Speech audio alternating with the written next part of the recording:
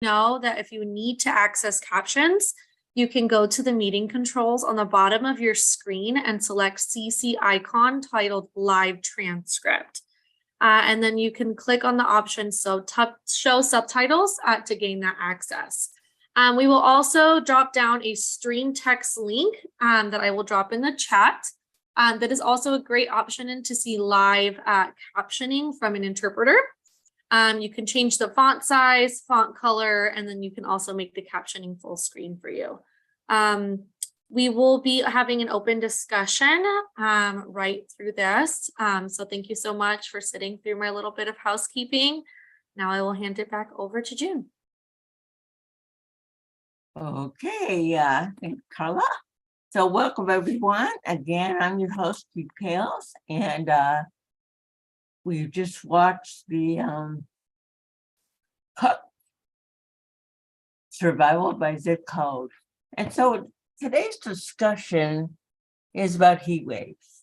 So what you saw in 1995 in this documentary is really not any kind of a one-time only event.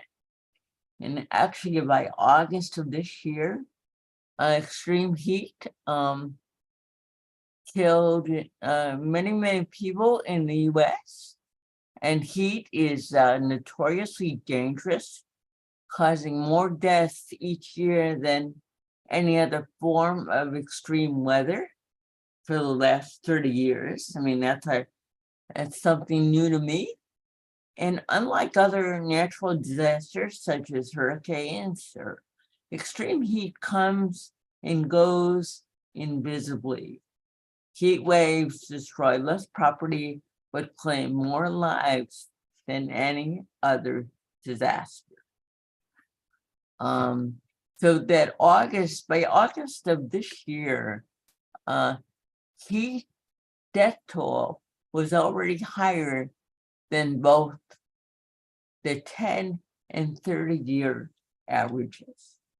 So an estimated 12,000 Americans die of heat-related causes annually, according to research by Duke University. And in Arizona alone, there were 520 people who died due to extreme heat during the summer of 2020, twice the highest toll in the previous decade. So this is not much more than a one-time only event. And certainly this year, many of us have experienced our own heat waves, at least here in California. So we want to really engage you in the questions. What are the planning and response lessons that we should apply from the heat wave depicted in the film and the ones that we recently lived through? What's your organization doing or could do? Does your organization identify and reach out to high-risk people you support? And if yes, how? And do you do any kind of life safety checks? And are the services offered by your community during heat waves? Are they helpful? Are there cooling centers? Are the cooling centers used? Is there transportation available? And so these are just some of the many questions I'd like to engage you all in during the next hour. And you can use chat to ask your question, as well as use chat to introduce yourself. So if you have a question that you put in chat, just start it with the word question : and you can also use the hand raising function in Zoom, which is found under reactions, where you can raise your hand and lower your hand when you're done. So I think that's it. Just a plug. January and February, we will focus on the disaster cycle phase recovery, which is the longest phase that gets the least amount of our attention. So look for more information about that in the coming weeks. And okay, so let's start to discuss all this.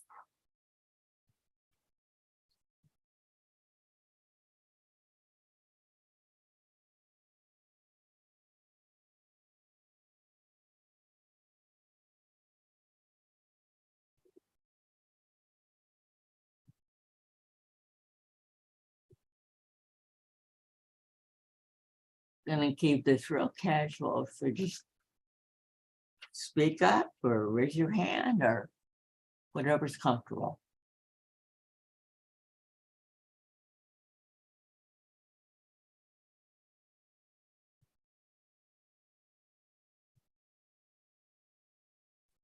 Hey, June Kales, this is Meg Tracy.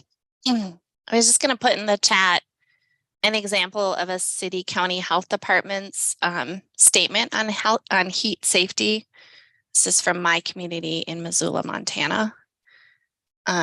So just trying to respond to your prompt to say, what are we doing?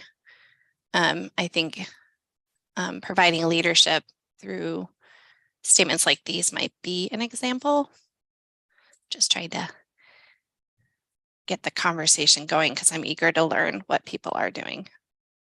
Thanks, Matt.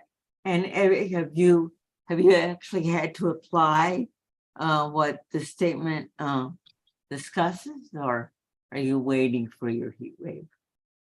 I would say that our local county health department has gotten better, mostly around wildfire smoke, in communicating with the public about what to do and where to go, how to take your smoke, how to live with smoke in the best way we can. And that has carried forward to other kinds of air alerts. Maybe we even had experience because we are in a valley. So predating wildfire smoke, we definitely had public health communications around our inversions, which may be similar to what you have in LA, but these, air pollution kind of alerts. And now I'm seeing applications to like stagnant air alerts.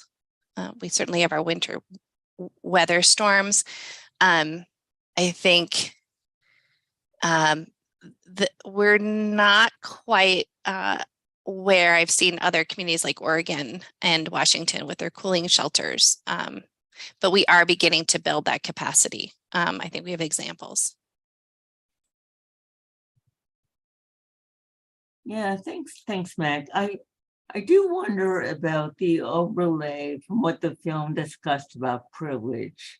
And I hear we have a lot of cooling centers in California that open up during heat waves, but as well as power outages. But I still struggle to understand how people get there who are carless or have no transportation or get there quickly. Yeah, June, this is Meg. I think that we learned a lot about our homelessness encampments and kind of social justice in public spaces, and we started to do more to carry our messaging about heat safety out to those communities and learn with them what was needed to stay safe. It's hard to imagine, but yes, in our mountains in Montana, we have gotten very hot in recent summers for prolonged periods of time. So just again, thinking about who needs these messages and working harder to build those relationships and get trusted partners in those communities to be bringing them forward and helping us to adopt them so they're more meaningful.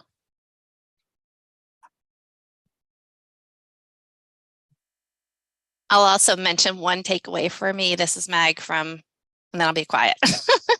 But what struck me about the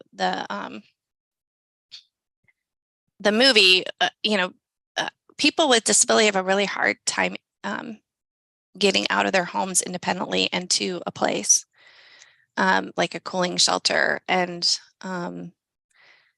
we need to be working on that. We need better housing, period. 50% of wheelchair users, according to the American Housing Survey, live in homes with steps that they can't get out of. There's no zero step. It's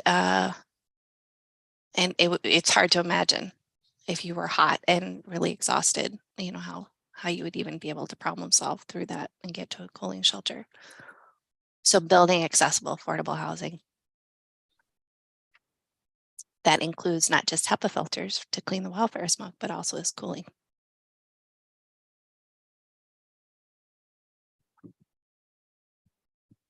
Thanks, man. Molly? This is Molly. First of all, thank you so much, June, for showing the meeting. I remember being in the partnership call over the summer, and it had been Twitter where I learned about this film, Cooked by Zip Code. And you immediately said, okay, that sounds like a good one to put on the calendar. And so putting a friendly plug in for the daily partnership calls, as well as the, suggest an idea, it might get on the agenda for this type of meeting. The city of San Jose, where I live, does have cooling centers, things that are, and in Santa Clara County, that are being included more. When at first the information was absent is bus transportation. And it is and will be helpful to have other information, like, will there be refrigeration where you could bring medication for it to be stored? Do you have places to sit and lie down that hold the weight of bigger folks like me? Having getting in the practice of describing what the environment's going to be, and have signage and welcoming, and just the quick reference guides for setting up, and then running through with real people with disabilities. So I love your planning documents, June, that offer support on how to plan with people with disabilities. And I am looking forward to more events that are included like that. So for example, when I went through the CERT training, most of it was on Zoom. One day was in person. I brought my rollator, and I could participate and put out the fire in the fire extinguisher, but the whole event was set up in the disabled parking, and it was blocked, and it wasn't there.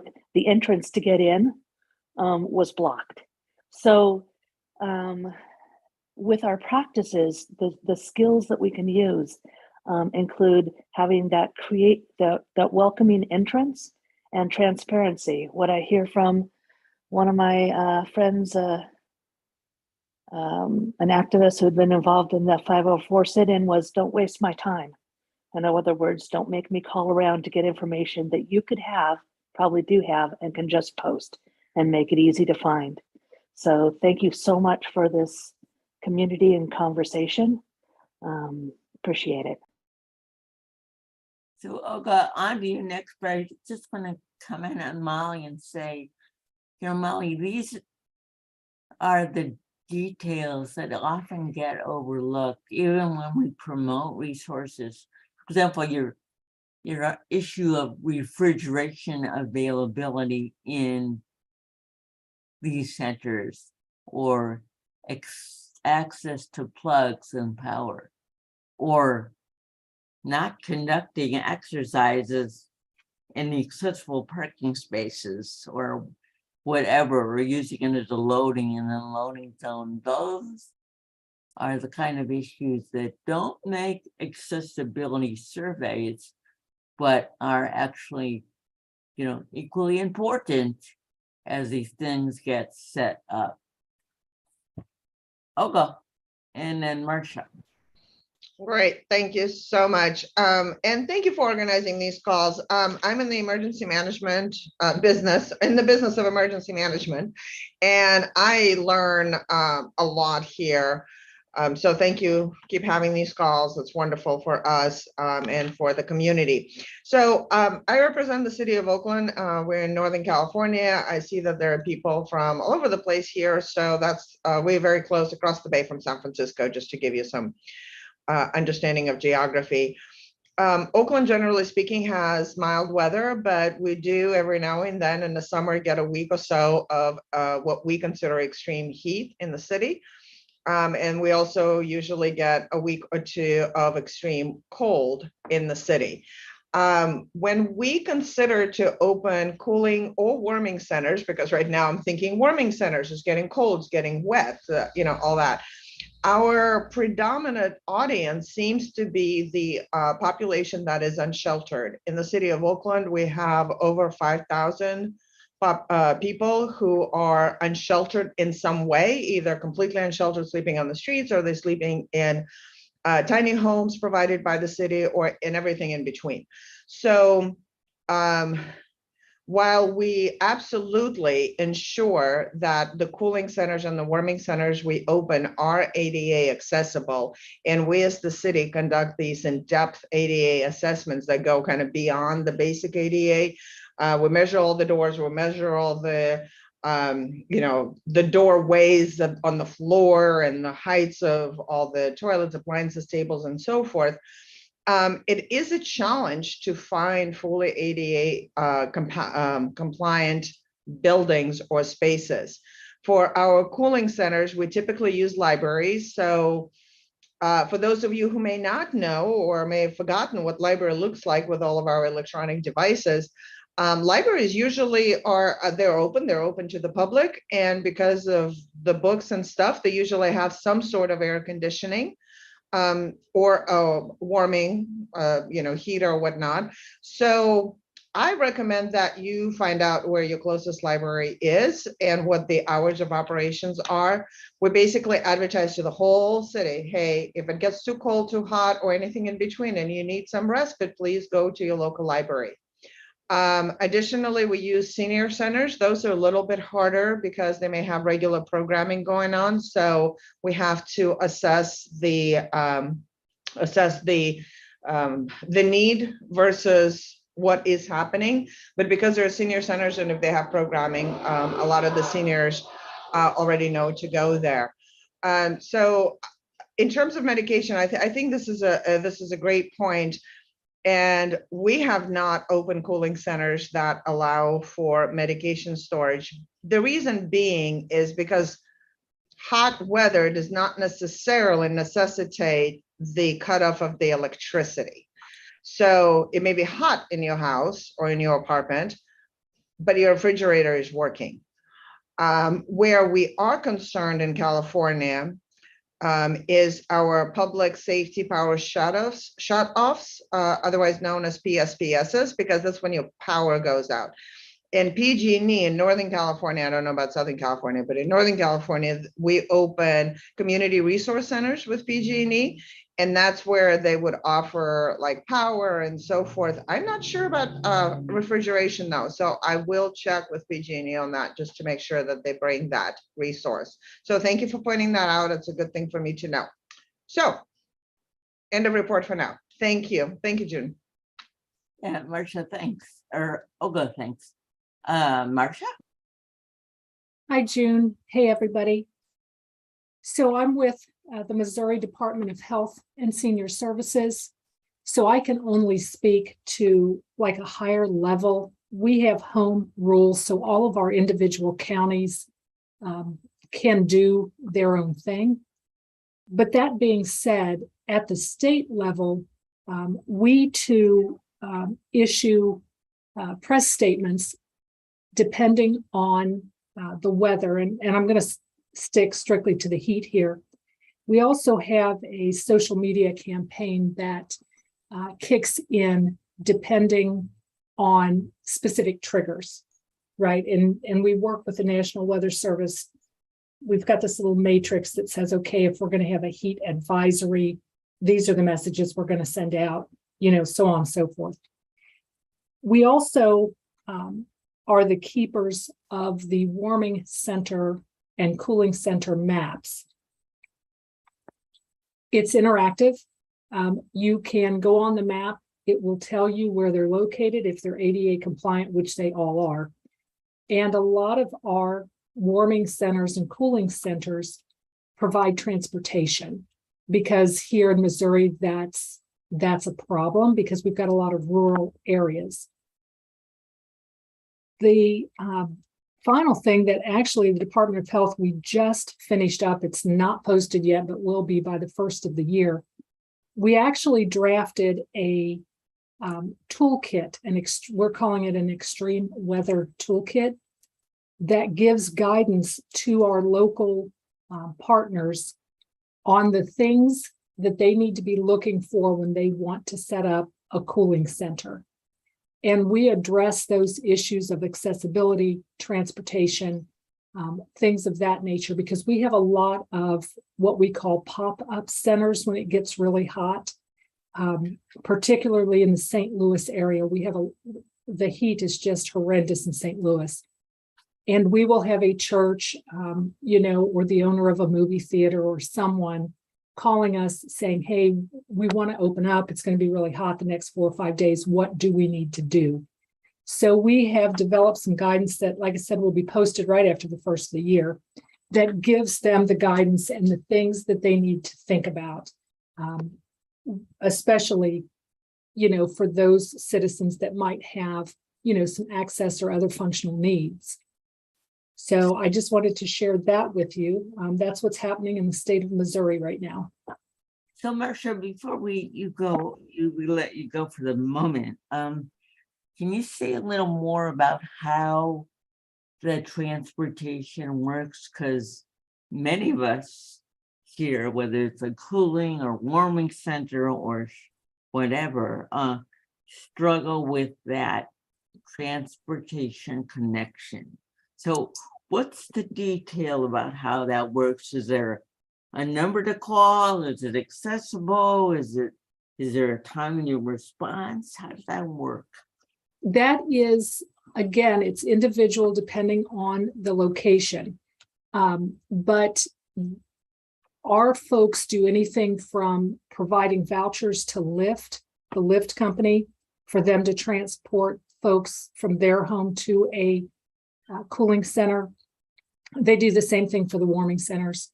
In St. Louis, the mass transportation, the mass transit there gives free vouchers for folks going to and from the warming and cooling centers. So it really depends on the locality. Some of our centers, like we've got several senior centers that open their doors, they have small accessible vans that they will go locally and pick folks up and bring them to the centers and then return them home. So there's a whole gamut of transportation solutions. We at the state level, we know that's an issue. So we encourage our local partners to think about that. And if there's any way they can swing a transportation to and from a center, we try to help them get that done. Yeah, thanks, Marcia. It's still a big puzzle for many of us and a real gap in solution. Even when we can use Lyft or Uber and vouchers and mass transit, that still leaves lots of people out who can't get to the transit stops, or the Lyft and Uber systems do not have accessible vehicles. So, yeah. And we do run into that issue in some of our more remote areas where they don't have mass transit. There, Uber and Lyft, they don't serve the area. There's no taxis. So we're still trying to come up with some solutions in our more rural areas as well.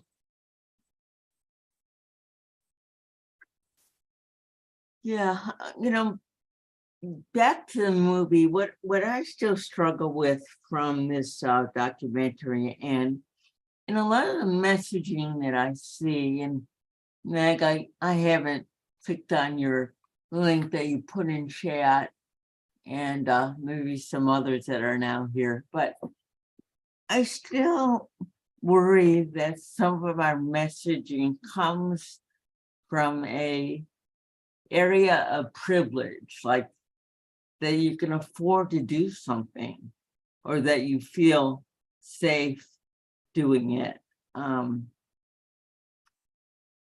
know, you can afford to buy a fan, or you can, you know, walk to a bus stop and feel safe, or wheel or roll. You know, you've got the income to buy supplies. So I always struggle with that. And this film for me, you know, really highlighted that struggle.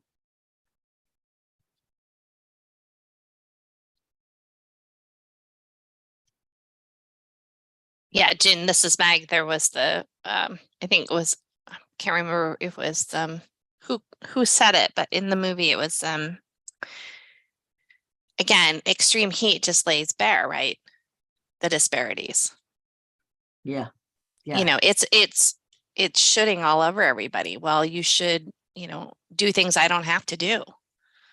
Because I'm going to sit here and be fine in my cool house with, you know, all of my resources. But you who are already in an unsafe setting, a segregated setting, a setting we haven't invested in intentionally in ways that promote violence and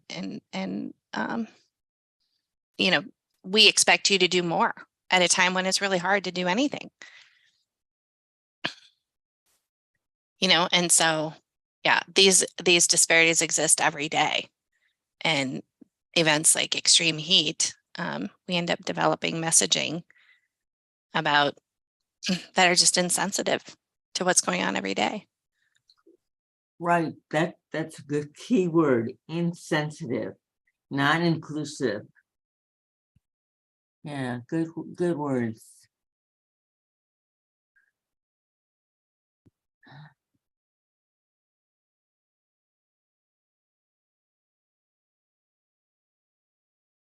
So I struggle with June.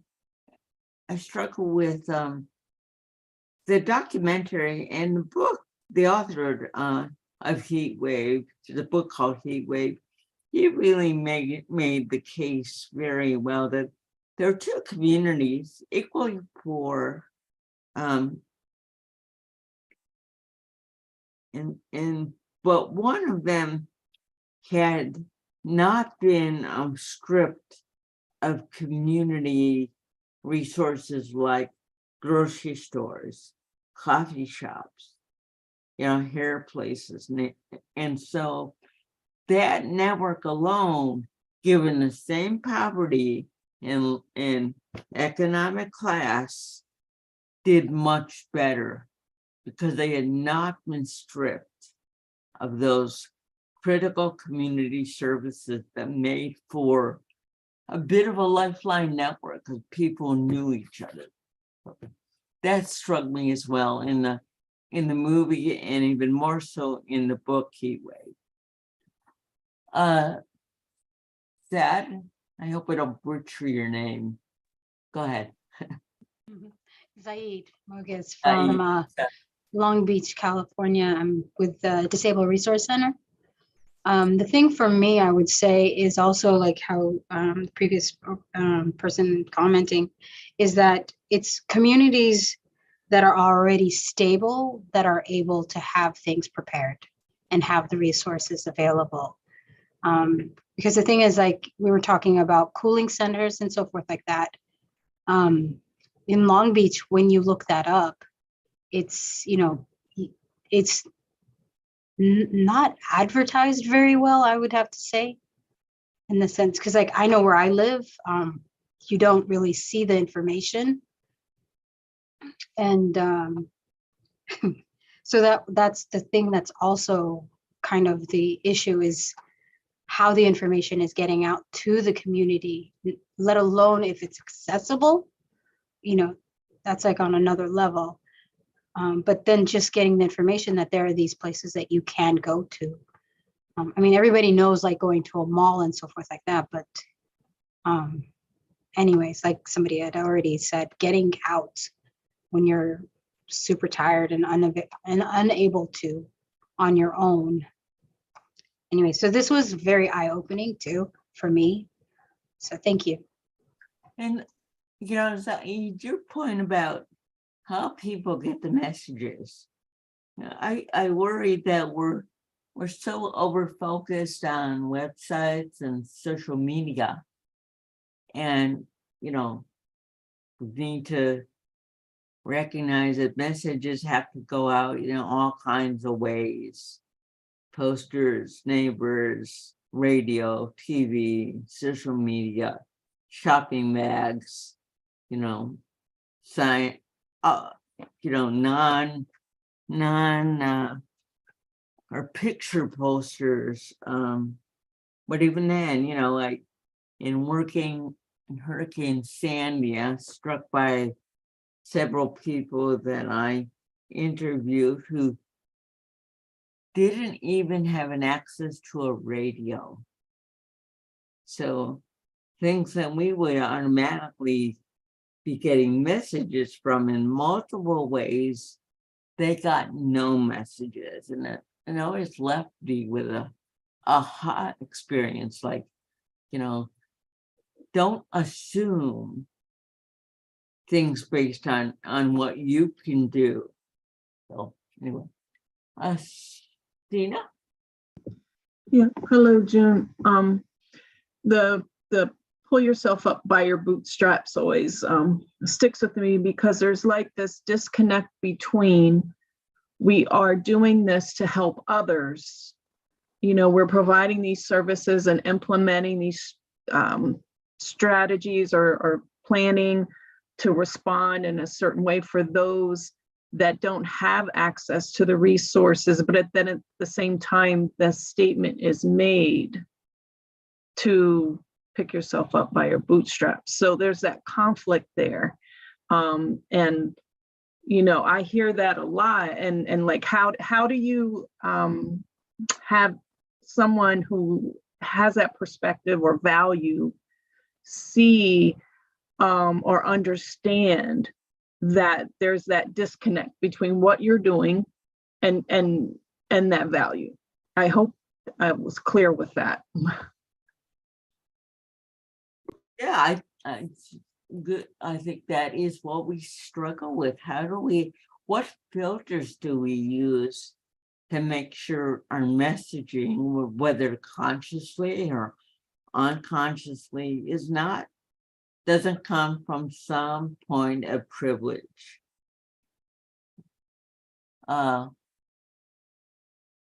Saeed, did I see your hand go back up? No, I was just agreeing with what she said. Oh, that's right. Okay. Yeah. And that's our part. It's it reminds me of the struggle also to do plain language, put things in plain language, put things in pictures that are universally understood. We're still struggling with all that.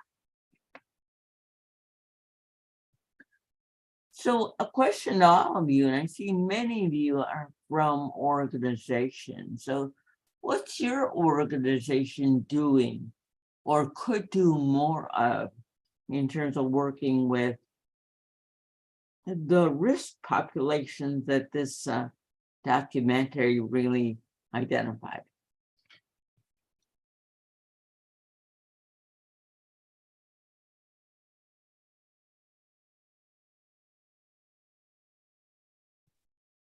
Well, June, it's Meg.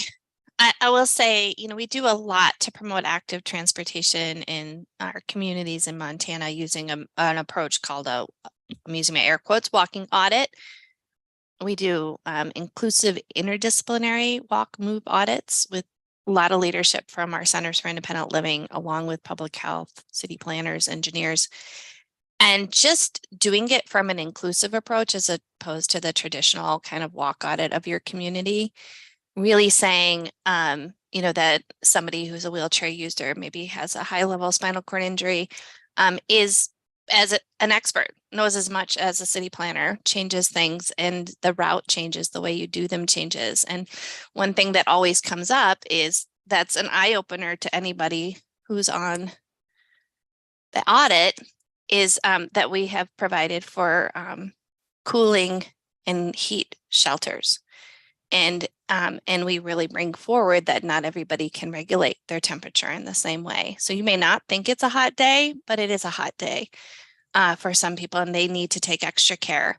And so we have planned like for the bus to meet us halfway so people can go back for the action planning, not continue on the whole route to protect themselves from extreme heat or extreme cold.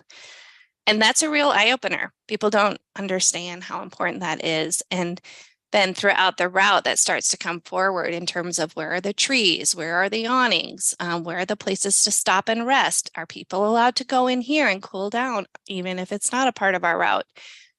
And then we start to look at the surfacing that we choose to build out our new walkways and bridges. And do they hold heat or do they release heat? And our blind community really brings forward how important it is to have cool surfacing for guide dogs, and it's like a light bulb goes on for everybody. And we start to think about how do we build our communities in ways that acknowledge we're all different.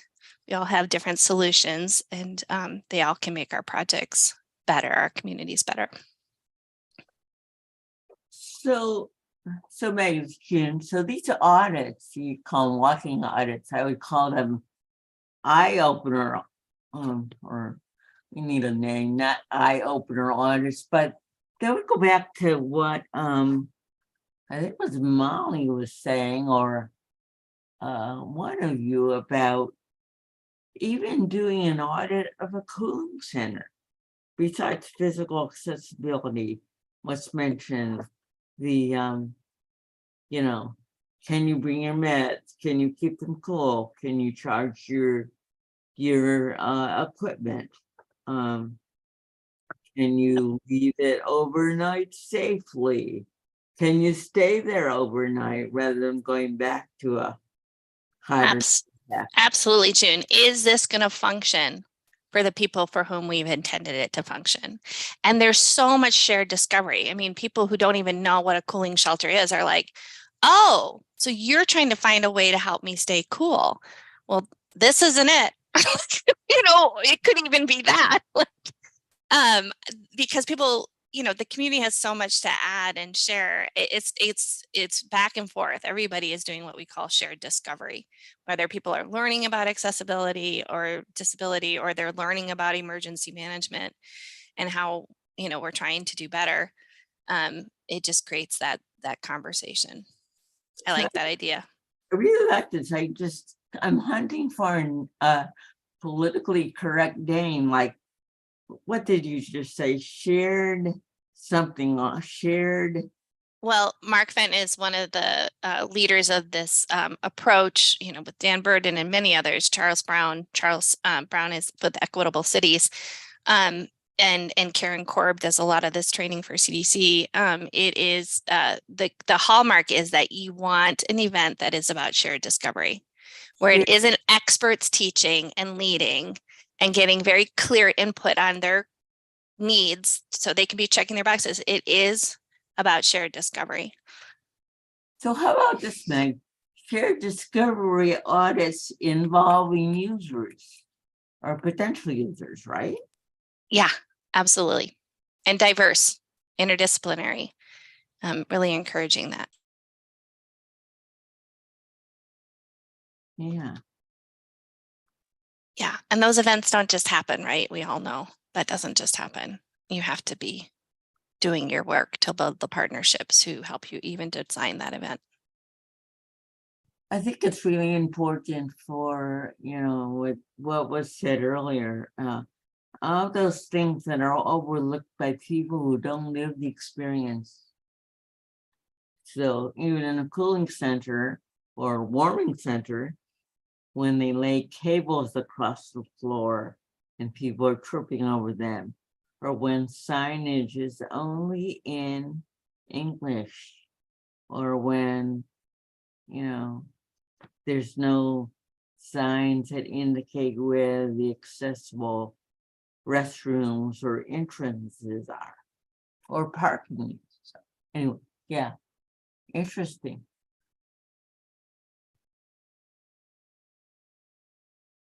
Well, you all, besides the question that's still hanging, what does your organization do or could do? What have been your recent heat wave experiences with the people you support?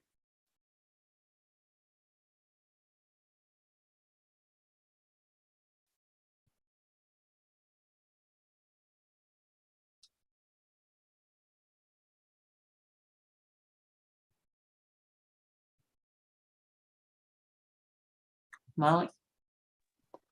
This is Molly. I want to do a shout out to Silicon Valley Independent Living Center in Santa Clara County. One of the things that happened was when I got to be the first access and functional needs position in the EOC for power shutoffs, I said, "Hey, can I phone a friend?" And so I asked Christine Fitzgerald, and she came in to the city's emergency operations center. And as a power chair user, it was really clear where, the food was set up in the one access place to the blocking the only accessible entrance to the conference room, or the extra door that had been added for privacy instead of a curtain for the 911 operators meant that she got trapped between the two. And these are things that are in the emergency operations center. So when there's the mindfulness about what's the environment, how quickly things can shift or be blocked, like having a trash can moved in front of a door, those types of things. So I would say in not the biggest emergencies, but before, simply invite as part of the relationship building folks. And then also it was a way to consider about paratransit. Paratransit has to be set up days in advance and has a window that isn't going to be just dropped off and arrive in 15 minutes for the pickup. And so those lived experiences and awareness, it landed in a different way for the professional staff that were there, and the partnership between us, the friendship between us grew. And so I wonder where else that's happening. Are there stories of, this is my contact person, my phone a friend, my text a friend who I could invite, or do I need to, are those relationships still in development? Thanks.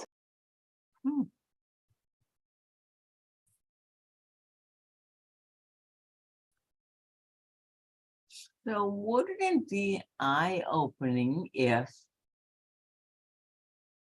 we use Meg's, what she described, kind of the shared discovery audits, to actually have some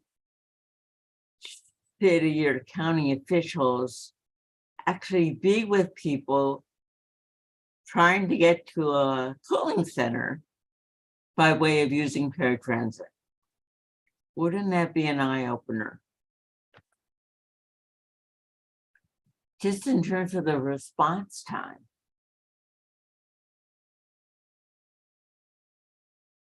We had June at SMAG. I'm remembering one of the workshops that brought this model forward in Alabama.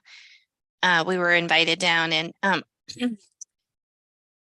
there were two people who worked for one of the social services agencies who did one of these, so that they knew what it felt like to take the bus from their agency center to the agency they were making referrals to most often. And they realized that they were making these referrals and saying, here are the buses. They realized, one, how horrible the first stretch of the route was, and two, that the second route no longer existed. And it was an incredibly hot day. And they said, and so we sat there waiting for that other bus to come that never came, and realized what we had done for a year or more to people. Yeah, that's why I'm so taken with the idea, if we can ever get people to cooperate and do these audits with us, it's like, it would be an indelible experience for them, and hopefully they would never forget.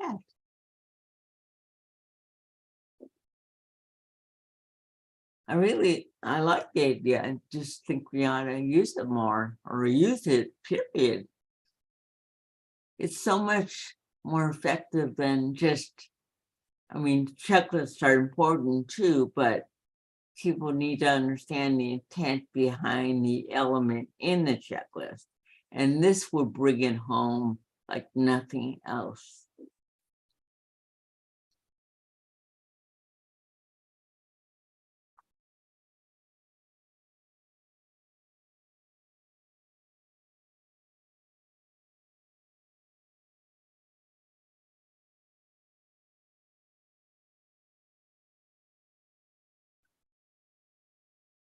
Yeah, this is Meg, and it brings forward, that it does take a multi-level approach, right? It's not just about a program, like a cooling shelter. The part about the shared discovery is that you move through the space together, you have that shared discovery, but that the end is action planning. And it's structured so that you're thinking both about that program that you were really looking at, that opportunity you have, but also what are the long-term goals? What are our policies? What are our systems? How did we get here? What else needs to change? So you begin that process with people, just after they've gone through that experience. And as Molly's saying, it's a very different sense of social capital political will in that space, following that kind of activity, than starting off with planning, like bringing the groups together just to plan into a space. There's just everybody has a different sense of their roles and opportunities.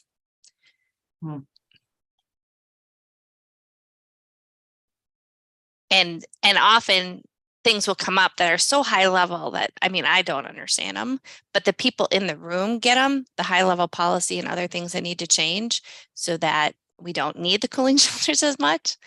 And they go away and they start to build that into their work. And we may not be able to follow all those ripple effects, but they happen. So. Yeah.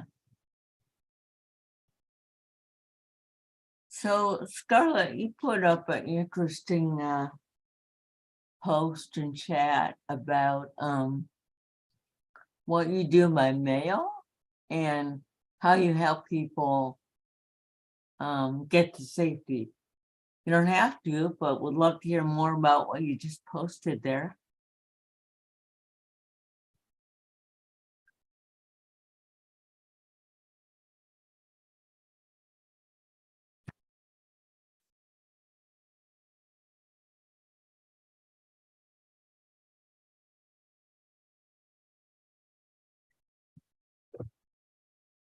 Do any of you do life safety checks, or have you done life safety checks where you actually call people that you know are of higher risk related to, people you support in your organizations? Do you have anything set up like that where you've got a way to do these kind of check-ins with high-risk people? So this is Marcia from Missouri. We actually do that. Our Division of Senior and Disability Services. We know those individuals that we serve that are what we consider like a priority one, and that is somebody that doesn't have any other support system like but us. And our field staff actually physically reach out to those folks when we know something is coming. Because in a weather event, usually, you have a day or two notice. We also ask that our home and community-based services providers do the same thing. When we know that weather is coming, whether it's going to be too hot or too cold, we ask that those providers actually do a physical check on the folks that they are serving. And that has worked really well for us in the past. Of course, we don't get everybody. Those are just the people that are receiving services from the Department of Health and in-home care. But we do reach out to those that are most vulnerable. So Marcia, this is in Oakland, California, was it? No, I'm in the state of Missouri. Okay, sorry. Yeah. So they reach out either by phone call or by a physical visit? That is correct. If our field staff cannot get an individual on the phone, they will go to their home. And if we can't locate them by phone or at their home, we always have a secondary number, an emergency contact number for them. And our staff will reach out to whoever that emergency contact person is to just find out what the situation is. And so if, because not all people are at the highest risk level, how do your organizations prioritize who gets called first? It's either our staff or our providers. Actually, as part of their work, they talk to our clients about emergency preparedness, and they develop an emergency plan with our clients. The clients that we prioritize, June, of course, we work our way down the list, but the folks that are at the top of the list are those individuals who have no one else but us, right? They don't have neighbors that check on them. They don't have family members nearby. They only have the Department of Health and our services. So they're at the top of the list because they don't have anybody else that can get the information to them. And then we work our way, on down the list, because we do have clients who have, a good support system. So they're typically, the last ones called because they do have a support system. And it's the same way with our home and community-based services providers. They sit down with the clients and develop an emergency plan. They know which of their clients have no one else that's going to be checking on them. And those are the ones they give priority to. And that's actually for any disaster. It's not just for weather. Right. So that sounds like a great, good practice. And do you actually have any kind of template that you could share related to what constitutes the plan that they work on with the individuals? I don't have it myself, but I can certainly reach out to our Adult Protective Service staff and see if I can round that up for the group. That'd be great. Then we can post it.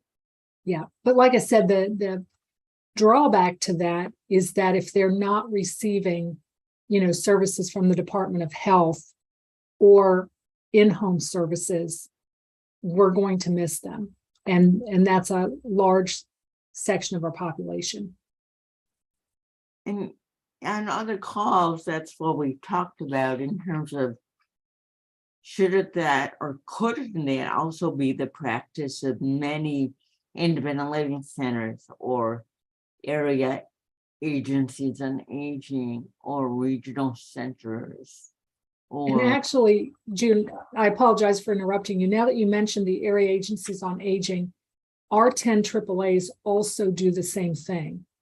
They reach out to their most vulnerable clients. Yeah. And because we oversee them, and that's something that they do. And a prior call, I was promoting that should be done by health plans as well, with health plans where there are people in the long-term services and support programs where people typically live with more complex health and disability issues.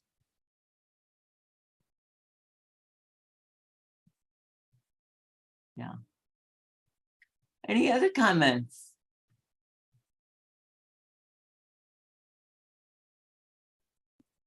So this is Marcia again, and I just want to address Meg's comment about resources to support their plan, our HCBS waiver participants.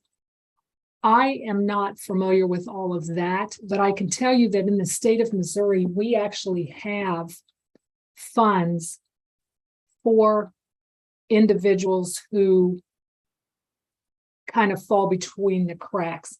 We don't have a lot of money, but it's several $100,000. And it's just for things like that, Meg. If they need a ramp built, or if they need a go kit, or if they need to purchase a fan and they don't qualify for any of the public assistance to get fans. We actually, in the state of Missouri, we have funding for that. We've only got about 2 years of funding, and I know that our folks are busily working on asking our legislators to put that in our state budget, but we do currently have money for that kind of stuff. It's another great, good practice that people can take away. Sometimes you just need help paying for the stuff that can make all the difference. An air conditioner, like Meg says, or a HEPA filter, or right. Great comments.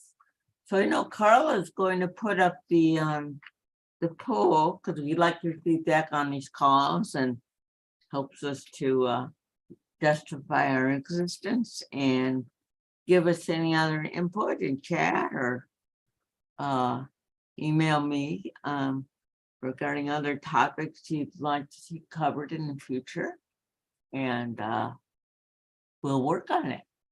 This idea actually came from Molly, who brought it up in a partnership call, and I said, well, we should have a group discussion on that. So thank you, Molly.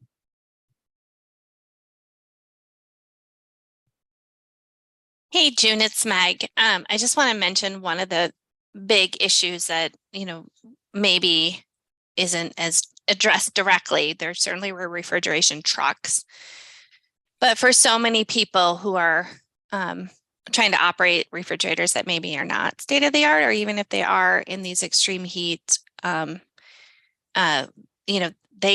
poop out. They just do. And then all of a sudden the food that people have bought is going to rot. And that's just a huge need and something for us to be thinking about how we respond, and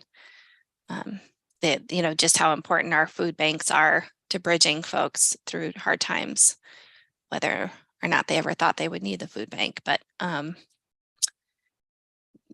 there's just one more kind of thing that needs to go into the plans, and that we need backups. Good point. And there was a comment earlier that talked about we may still have a refrigerator in a heat wave, but we may not, because heat waves put great strain on the power grid, so they're often coupled with power outages.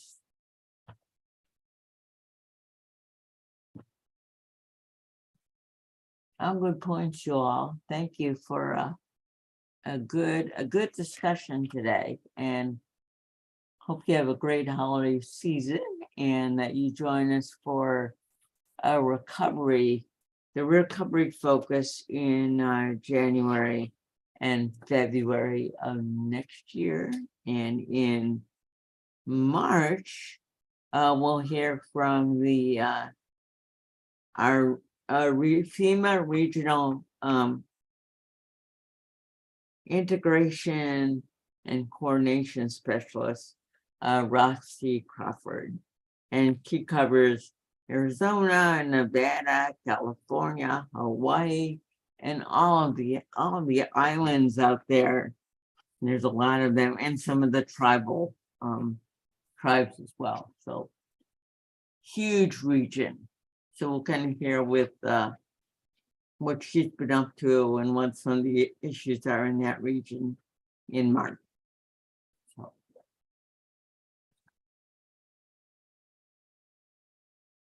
So the poll is up and we have about, have a good 75% participation. So those of you who are able, please give us your feedback.